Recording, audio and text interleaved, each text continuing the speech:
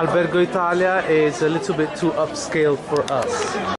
So much so that we chose to avoid Matera entirely and go stay in Altamura. Inside the lively historic center of Altamura, the bread capital of Italy.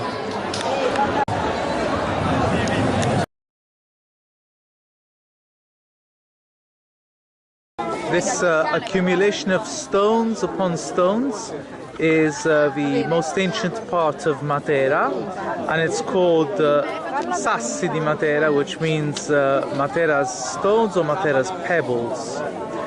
People used to live in these houses in the 60s in very poor conditions. Opposite us there is a mountain and there are many caves. Those caves also used to be houses, so it's a whole city carved in stone. This is one of the historic museums of Matera, Palazzo Lanfranchi, from the name of a family who built it.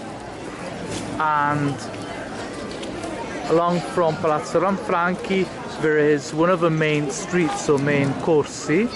People who are here on holiday love going up and down the corso, doing what we call lo struscio in Italian, which means slowly strolling and making sure everyone notices you and notices what you're wearing and how good you look.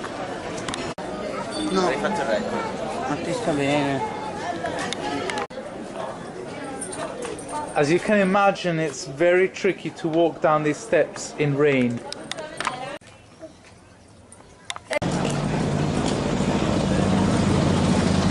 So this is one of the Sassi, one of the houses. It has now been modernized and turned into a shop. We're not taking you shopping, it's just to show you how these places that were once poor men's dwellings have changed. So what is now a shop wasn't actually a house. It used to be the local bakery, and you can see on the wall opposite there is a cross. That's because all the streets where the smoke from the bakery where they made bread went were blessed. It was considered a blessing. Later on, this place became a small laboratory for embroidery, and nowadays it has become a beautiful souvenir shop. This green color is the way the stone exchanges heat with the outer environment. Every 6 or 7 months the stone needs to be treated against mold. Goodbye everyone from Progetto Arte. This is the bread made in Matera. This is just to show you how big it is.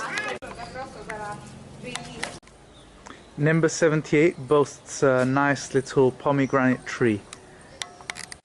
This is a little bit like living in a sand castle.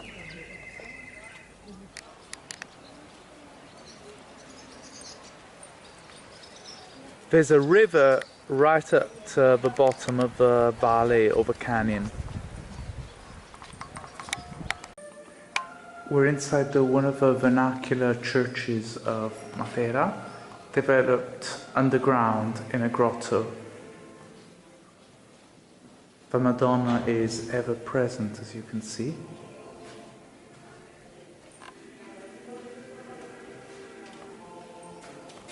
The atmosphere is really touching.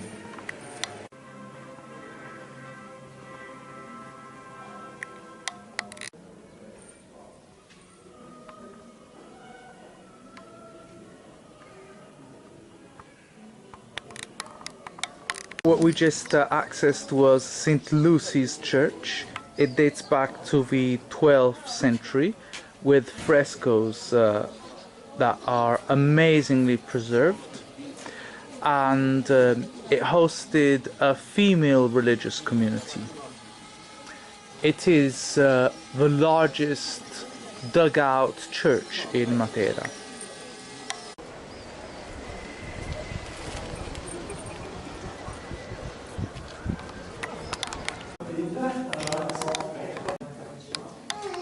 We just visited the church of Santa Maria Idris. One of the frescoes has a legend going on because it's a representation of two saints, San Giovanni Battista and San Giovanni Evangelista. Only that the faces look completely different. They look like Jesus Christ and Mary Magdalene.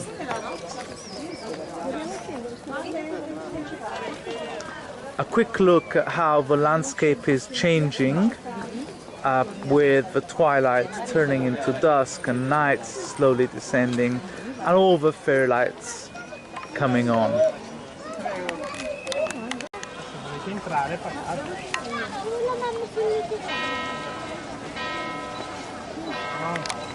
This is what the inside of a hotel here in Matera looks like.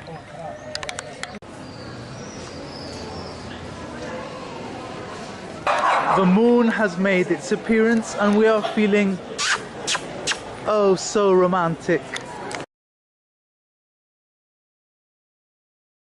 A quick look at local butchers, Tortorelli. They got all sorts of meat here. Great roasts, and they also have a restaurant. So you come round here to the butchers and you order your meat and later you go to the restaurant.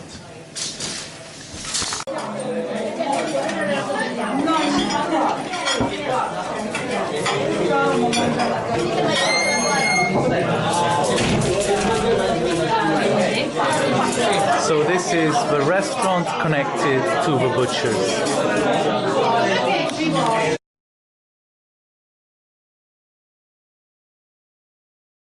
Obviously, Matera can't escape souvenirs that come with tourism. This must be one of the most romantic places in the world, and the church you can see on the far left is beautiful inside, as we will show you presently.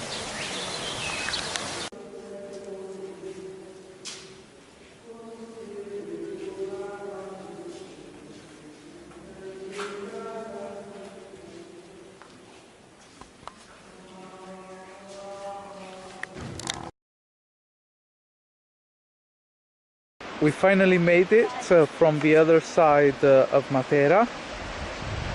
It took us a really long time. We walked all the way down to the bridge and up these little mountain paths. So it's now going to be our goal to walk back. It stopped raining a short time ago and the river is really looking murky and muddy. Finally, inside one of the caves we saw from the other side of Matera. We were anxious to get inside here. There is a very, very low ceiling to the cave. And, as usual, a fig growing straight out of it.